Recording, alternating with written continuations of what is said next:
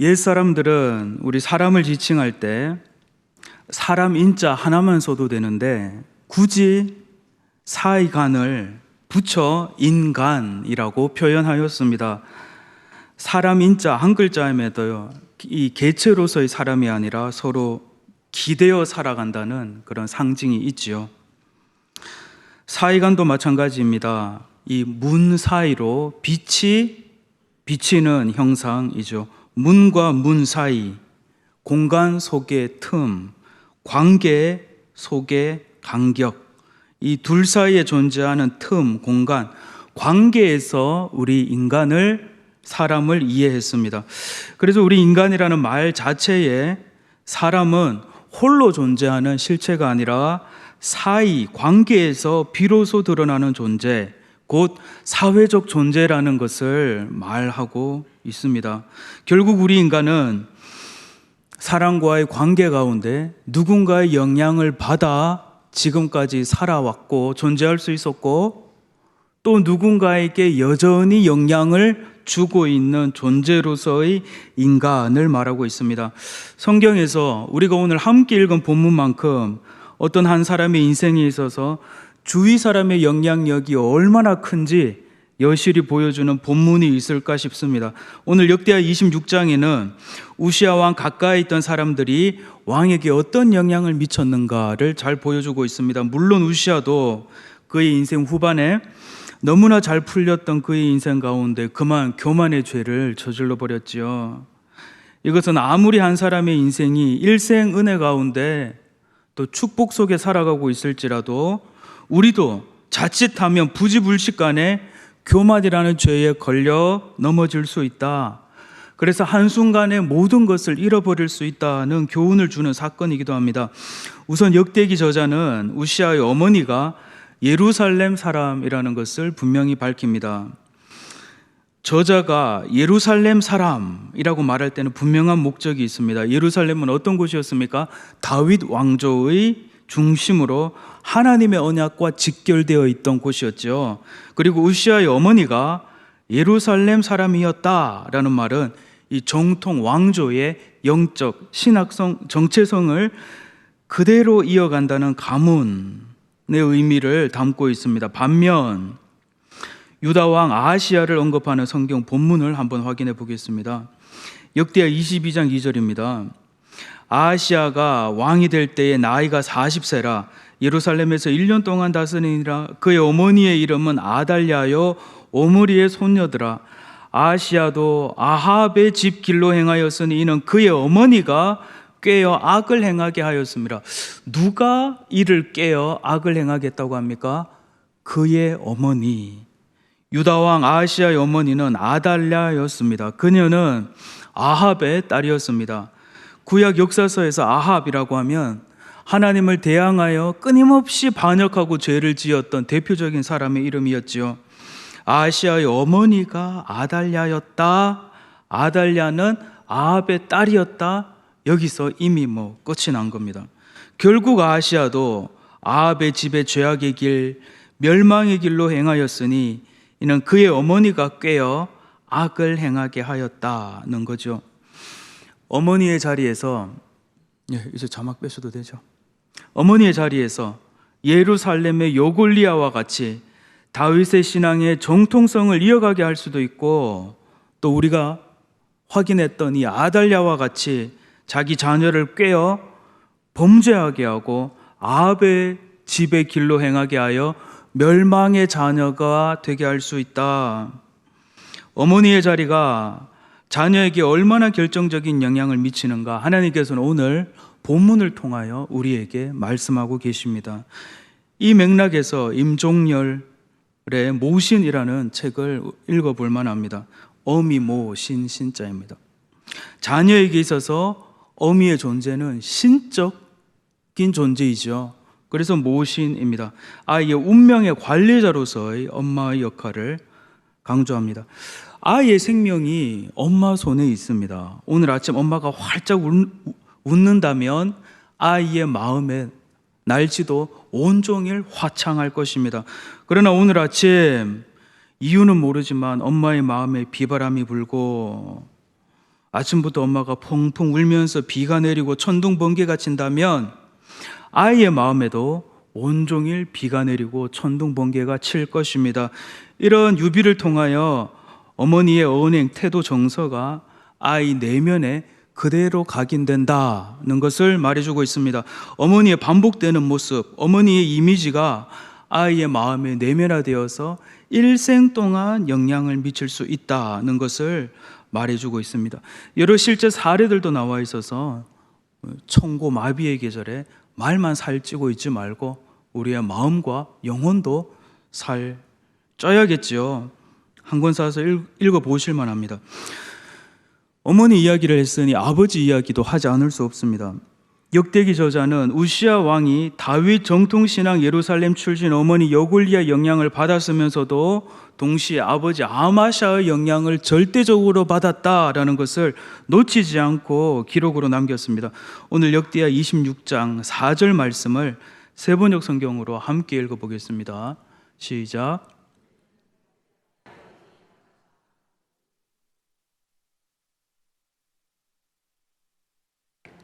말씀 보세요. 그는 자기의 아버지 아마샤가 한 모든 일을 본받았다라고 합니다. 그래서 결국 어떻게 되었습니까? 주님께서 보시기에 올바른 일을 하였다. 자녀는 부모를 봅니다. 보고 있습니다. 좋은 본이든 좋지 않은 본이든. 우시야가 주님 보시기에 올바른 일을 행할 수 있었던 것은 그의 아버지 아마샤가 주님 보시기에 올바른 일을 행했기 때문입니다 하고 말씀하십니다. 물론 우시야의 아버지 아마샤도 그의 일생을 조망해 볼 때 오늘 여기 있는 우리와 같이 하나님 앞에 옳은 일을 했으면서도 또 때로는 하나님 앞에서 잘못을 범하기도 하고 죄를 짓기도 하였지요. 역대기 기자는 그러한 흑역사도 숨기지 않고 그대로 기록으로 남겼습니다. 그럼에도 불구하고 오늘 우시야의 아버지 아마샤가 행했던 옳은 일들을 누가 보고 있었습니까? 아들 우시야가 보고 있었습니다. 그리고 아버지의 좋은 본을 받음으로 주님 앞에서 올바른 일을 행할 수 있었다. 내 품 안에 있을 때만 내 자식이다. 아닙니다.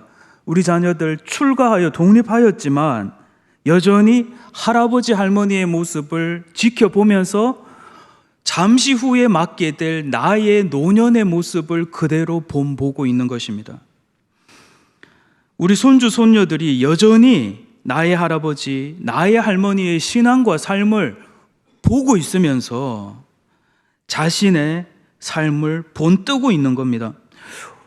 야, 사람이 어떻게 새벽 매일 4시에 일어나서 그렇게 매일 기도하고 할 수 있냐? 불가능해.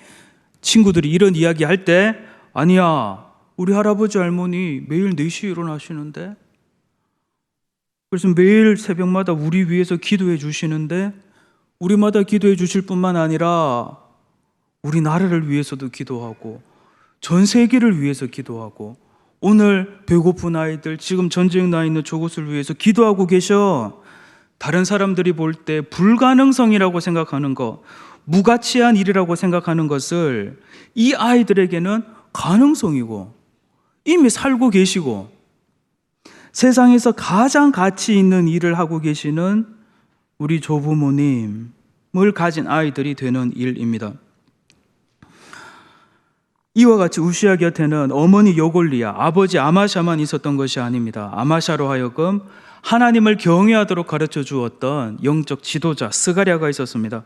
성경은 말하기를 스가랴가 살아있는 동안 우시야가 스가랴의 영향을 계속 받고 있는 동안에는 하나님을 찾았다. 그가 하나님의 뜻을 찾았을 때 하나님께서는 그에게 형통을 허락하셨다고 합니다. 오늘 역대하 26장 5절입니다. 그의 곁에는 하나님을 경외하도록 가르쳐주는 스가랴가 있었는데 스가랴가 살아있는 동안 우시야는 하나님의 뜻을 찾았다. 그가 주님의 뜻을 찾는 동안은 하나님께서 그가 하는 일마다 잘 되게 하여 주셨다. 오늘날로 말하면 저와 같은 목회자가 스가랴의 자리에 있을 수 있습니다. 우리 교회학교 아이들 입장에서는 우리 교회학교 선생님들이 이 스가랴의 자리에 있는 영적 지도자들이시죠. 우리 교회식으로 표현하면 우리 바나바 과정 가운데 바나바의 자리에 계신 분이 오늘 스가랴의 역할을 하고 계실지 모릅니다. 1대1 제자 양육 과정에서는 양육자의 자리에 계신 분들이 오늘 스가랴의 자리에 앉아 계신 겁니다. 역대하 26장 5절, 그의 곁에는 하나님을 경외하도록 가르쳐주는 스가랴가 있었는데 스가랴가 살아있는 동안 우시아는 하나님의 뜻을 찾았다. 그가 주님의 뜻을 찾는 동안에는 하나님께서 그가 하는 일마다 잘 되게 하여 주셨다. 오늘 이 자리에 모인 우리가 그러했듯이 어쩌면 그 아이를 위하여 기도하고 계시는 우리 교회학교 선생님이 계셔서 그 아이가 그나마 아이로서 다 말하지 못한 어려운 가운데 그 어려움을 이겨내고 버텨내고 있을지 모릅니다. 날마다 생존의 전쟁터로 나가서 저녁이 되면 너덜너덜해진 영혼을 가지고 퇴근하고 있지만 이런 반복되는 삶 속에서도 나를 위하여 기도하고 계시는 우리 가정교회 목자, 바나바 혹은 1대1 양육자 혹은 나한테 카톡을 보내주시면서 말씀을 보내주시면서 기도하고 있습니다. 이분들의 기도가 있어서 어쩌면 오늘 그들이 또 견디어내고 버티고 있을지 모릅니다. 북이스라엘 왕 아합의 딸 아달랴가 유다 왕국에서 권력을 잡았을 때 아달랴가 권력을 잡았다. 그러면 어떤 일이 생길지 감은 잡히죠. 왕실의 후손들을 모두 죽여서 왕족을 멸하고 있었습니다. 이때 요람 왕의 딸 요세바가 조카 요아스를 몰래 숨겨 성전에서 6년 동안 보호하였죠. 이로 인해 왕족이 멸절되지 않고 요아스가 왕위에 오를 수 있었습니다. 요세바와 같이 고모의 자리에서 혹은 이모, 숙모의 자리에서 누군가는 조카의 생명을 부지하고 계실지 모릅니다. 그리고 과거에 부지하셨을지 모릅니다. 열왕기하 8장 17절 말씀을 보겠습니다. 여호람이 왕이 될 때에 나이가 32세라 예루살렘에서 8년 동안 통치하니라. 그가 이스라엘 왕들의 길을 가서 아합의 집과 같이 하였으니 이는 아합의 딸이 그의 아내가 되었음이라. 그가 여호와 보시기에 악을 행하였으나 여호람이 예루살렘에서 8년 동안 통치하였는데 그가 이스라엘 왕들의 길을 가서 아합의 집과 같이 했다라고 합니다. 멸망의 길, 죄악의 길로 갔다. 그 이유가 뭐라고 기록합니까? 아합의 딸이 그의 아내가 되었음이라. 아합의 딸이었던 아내가 남편 요람으로 하여금 여호와 보시기에 악을 행하였다는 겁니다. 이와 같이 우리도 모르는 사이에 우리의 배우자에게 악한 영향을 끼칠 수 있습니다. 배우자의 자리가 얼마나 중요한지 모릅니다. 사무엘이 죽은 후 다윗은 사울을 피해 광야를 떠돌고 있었지요. 다윗의 부하들은 갈멜 지역 양털을 깎고 있던 이 부자 심술구전 나발의 목자들과 양떼를 보호해주며 그곳에 숨어 있었습니다. 그 땅에서 숨어 있어야 되니 사울의 군대를 피해서 숨어 있는 동안 거기 있던 양과 목자들을 지켜주었던 겁니다. 다윗은 이 고약한 부자 나발의 잔치날을 맞아 다윗의 선행에 대한 감사의 표시를 나발이 좀 해주면 좋겠네. 그래서 다른 거는 괜찮고 자신의 부하들에게 좀 일용할 양식을 좀 달라 정중하게 요청했습니다. 이에 나발은 어떻게 했습니까? 이 종 같은 게 모욕하면서 그의 요청을 냉정하게 거칠게 거절하였습니다. 나발의 거절 앞에서 다윗은 극도로 분노하여 부하들과 함께 칼을 차고 모든 남자를 멸절시키겠다. 왜냐하면 선을 베풀었는데 악으로 돌아왔기 때문이죠. 나발의 하인 중 한 명이 이 소식을 듣고 나발의 아내인 아비가일에 가서 알렸습니다.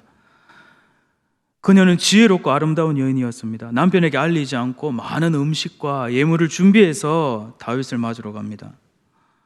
엎드려 나발의 어리석음을 대신해서 사과하고 저의 남편 용서해 주십시오. 다윗에게 하나님께서 주신 지도자의 자리를 상기시켰습니다. 그리고 개인적인 복수를 하면 안 된다는 것을 한 번 더 언급합니다. 그녀는 다윗이 피를 흘리는 죄를 막았습니다. 다윗은 아비가일의 지혜로운 말과 행동을 보고 하나님께 감사하며 그녀의 중재를 받아들이고 복수를 포기합니다.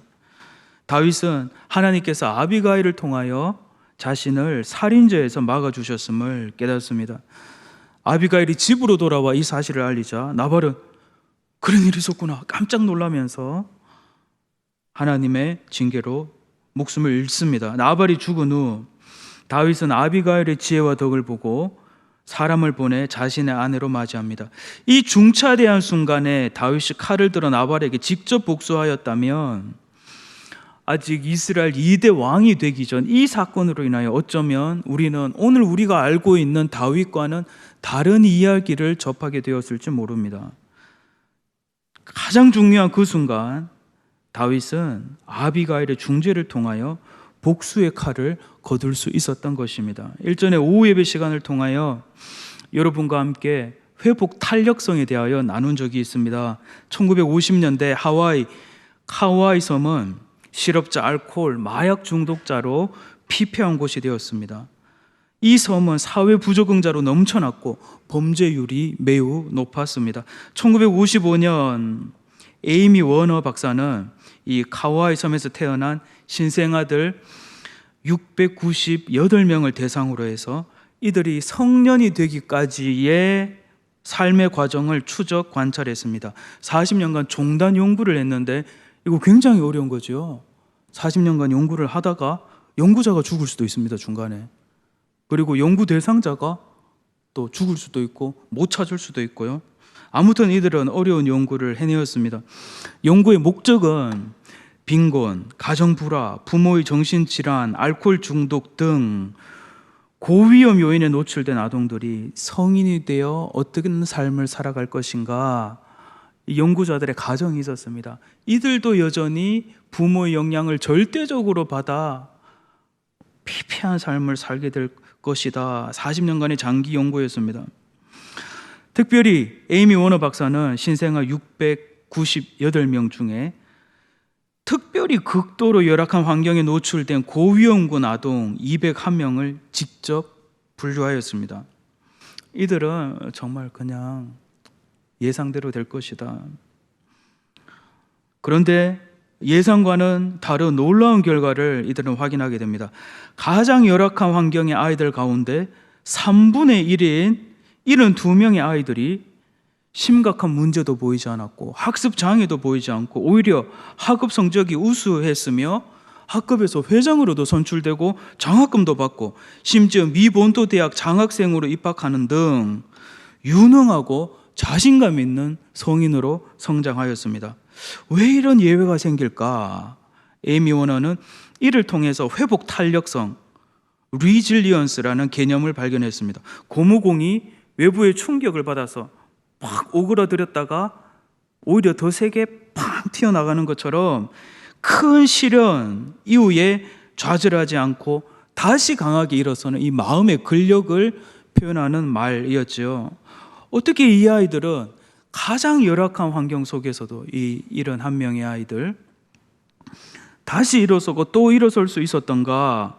그래서 어떻게 이들은 그들의 부모의 길을 걷지 않고 새로운 길을 걸어갈 수 있게 되었던가? 에이미 워너가 발견한 3가지가 있습니다. 첫 번째, 이거는 이 아이 안에 이런 기질을 갖고 태어났다고밖에 설명할 수 없다. 어쩌면 이렇게 이 아이가 이렇게 쾌활하고 깔깔거리고, 보통 이 정도가 되면 그냥 하루 종일 우울하게 살아야 되는데 긍정적으로 받아들이고 활동적이고 친구들과의 관계도 잘 맺고, 이런 거를 갖고 태어났구나. 두 번째는 가족이었습니다. 가족 가운데 한 사람만 있으면 되었습니다. 아버지가 완전히 좀 그렇다 해도 어머니가 그나마 정신을 차리고, 혹은 어머니가 완전히 그렇다 해도 아빠가 정신을 차리고 아이를 믿어주고 지지해주는 정서적인 안정을 유지할 수 있는 한 사람, 이로 인해서 이 아이가 회복 탄력성을 갖게 되었다. 마지막 셋째는 가족은 아니더라도 이 아이가 자라가는 동안 지역사회 속에서 만났던 한 사람, 자신을 믿고 지지해 주었던 학교 선생님, 혹은 교회 학교 선생님, 혹은 신경을 많이 써주셨던 이웃, 친절한 이웃, 자신을 끝까지 믿어주었던 친구가 있는 아이들, 이 열악한 환경을 딛고 일어설 수 있는 회복 탄력성을 갖게 되었다라는 것입니다.